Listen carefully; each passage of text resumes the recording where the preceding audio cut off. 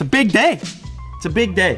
What you guys have to know about me at this point is that I've been a fan of this lineup of devices since the very first one. I've said it many times here on the channel. We're talking about the Pixel, more importantly, the Pixel 2. With this early look, I've got a bunch of them in front of me. In fact, I've got all but one. The Pixel 2 over here and the Pixel 2 XL. On the far left, slightly blue. Probably my favorite color of the bunch, although the Panda setup over here with the black and white, not bad either. Now the regular Pixel on the left here, a familiar setup. If you've used the previous version of Pixel, this is gonna be super comfy for you when you pick that up. On the XL, things change up just a little bit. The display, which you'll notice here, it kind of curves around a little bit. Now one thing that's different about both these devices compared to other flagships is these forward-facing speakers, which are an immediate standout for me because I'm always asking for it. With this rush for devices to become bezel-less, speakers kind of take a hit. They gotta find another place to go. With the stereo setup, look at this. I'm sitting here like this. We now have the search bar down at the bottom of the screen as opposed to the top. So the smaller of the two, the standard Pixel, has got a 1080p display, and then stepping up to the XL, you have a 1440p display. They're both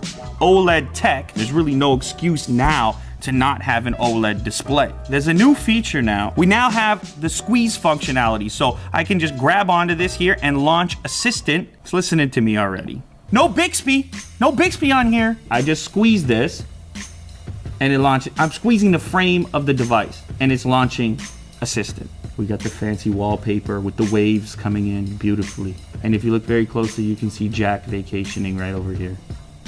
There he is with his towel, sunscreen. This orange button, look at this. A little flare. Now something they did is they put the colorful button on certain models. So here you have this kind of bluish green, but if you don't want that, you could just pick up the black version, and this is the executive look. No fancy stuff with the buttons. Now the fingerprint sensor, it's where you expect it to be on the back here. Kind of matte finish, where you might expect to get a bunch of fingerprints. It's not happening so much on these ones. Now if you're completely against the idea of fingerprints, you could go for one of these two colors over here. Even up on the lighter section of the glass, you can see they don't really pick up so much. Now all these devices feature USB Type-C, as you can see here, and quick charge, giving you potentially 7 hours of battery life in a 15-minute charge.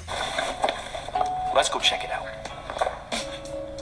So today is an unusual day. What you end up with is just a little bit more clarity, a little bit more resolution in the voice. Is this the first Pixel or Nexus device with stereo speakers facing forward? I believe so, isn't it? I've been using these things for a while. You can correct me if I'm wrong, but it's what I've always wanted.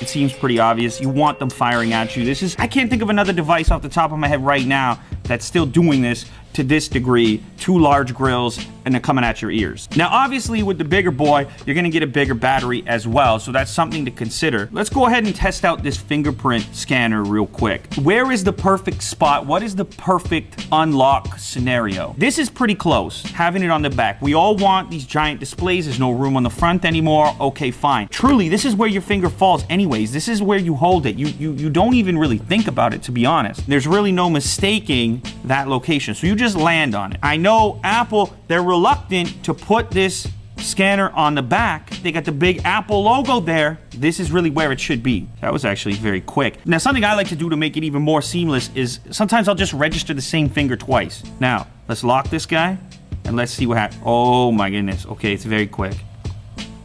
It's a very fast one.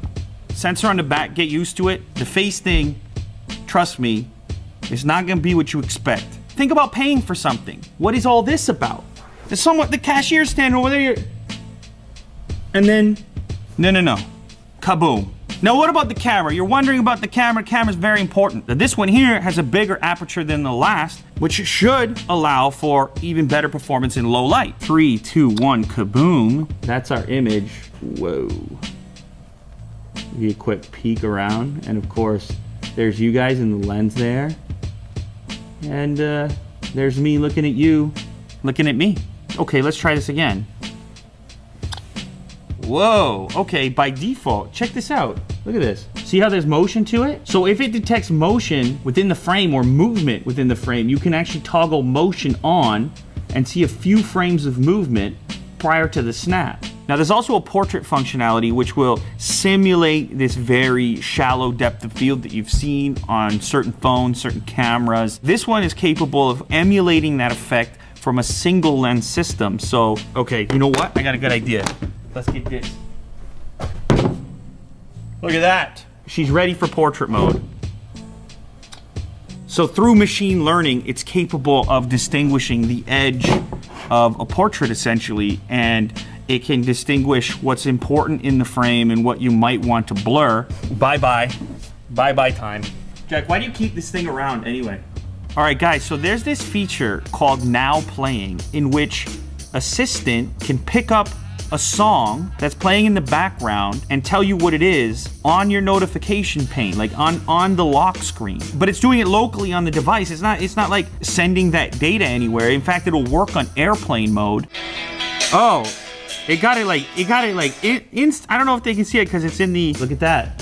It just grabbed it, Now Playing. So I can remember the song that came on maybe in a public space at a bar or something like that. Oh, this is good, and boom, go into the notifications and it's sitting there. I can download it or do whatever I want. It doesn't end there with Assistant. There's another cool thing, which is new, the ability to trigger device level modifications right from within Assistant. So for example, on the old Pixel, if I launched into Assistant and said start my hotspot, I would just get some instructions from Google on how to do so. But on the new one, here, I'll launch it with Squeeze. Start my hotspot.